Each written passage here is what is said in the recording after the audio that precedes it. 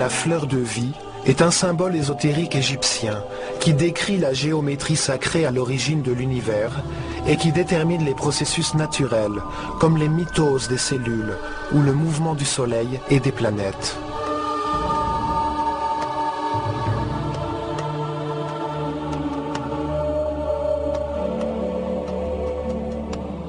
Une figure qui donne à voir la vie comme un processus dans le temps, qui contient les rythmes, les heures, les jours, les mois et les mouvements des corps célestes, pendant lesquels germent les idées et poussent les graines.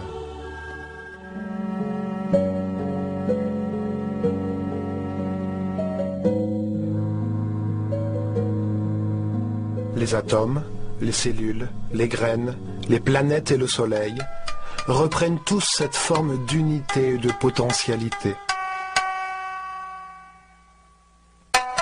La première sphère virtuelle contenait les 5 modèles de polyèdres réguliers, des solides dont tous les côtés et tous les angles sont égaux.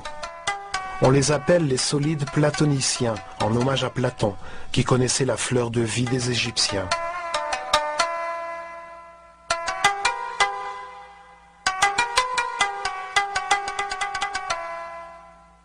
Ce sont les fondations, les briques avec lesquelles tout l'univers s'est construit. Ils symbolisent les 5 éléments de la nature.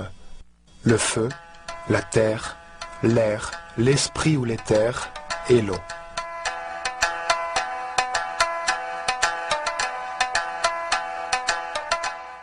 Jusqu'à arriver à la 7e et dernière sphère qui ferme le premier cycle. Alors, la graine de vie apparaît. 7 sphères, 7 jours de création, 7 notes musicales, 7 couleurs, 7 couches de muscles dans le cœur, 7 chakras, 7 systèmes de glandes endocrines.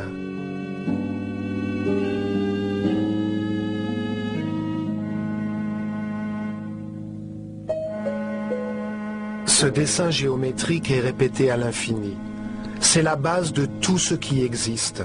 Sur ce fondement, la nature fait grandir les fleurs, crée 2, 4, 8 cellules primaires à partir d'une seule et construit le corps humain ou les galaxies de la même manière.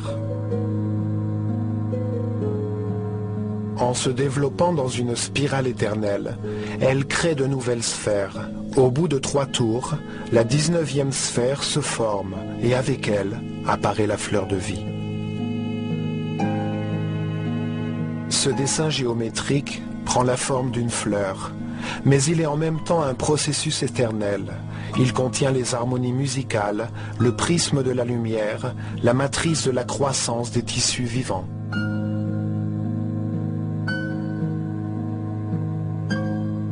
Chaque sphère peut se développer comme la sphère originelle. Ainsi, la fleur de vie cède la place au fruit de vie, qui produira sa propre fleur. And in these same ancient traditions, we find very interesting buildings. In this case, we find a very important symbol. The symbol is known as the flower of life. What's intriguing about this symbol is that it's not etched or carved into the rock, but it seemed to be laser burned into the atomic structure of the stone with an instrument that is not easily reproducible even with our technology today.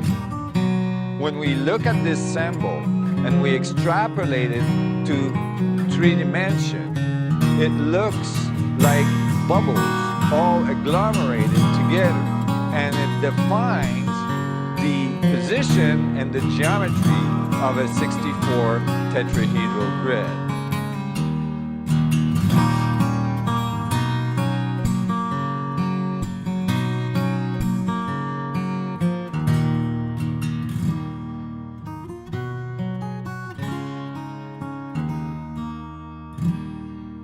Were they trying to tell us something significant about the structure of space in such a way that it could not be erased throughout ages of erosion?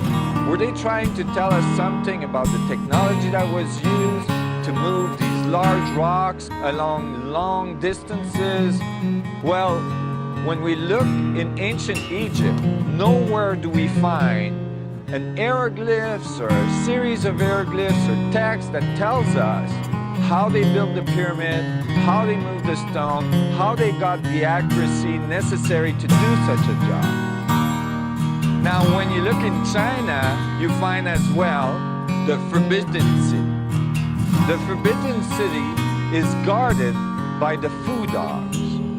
The Fu Dogs are the analog of the Sphinx in Egypt. They are considered the guardians, the guardian of knowledge. And they guard the knowledge by keeping it under their paw. When we look under the paw of the Fu Dog, what do we find? Again, the same fundamental geometry of these intersecting spheres, in this case in complete 3D structure,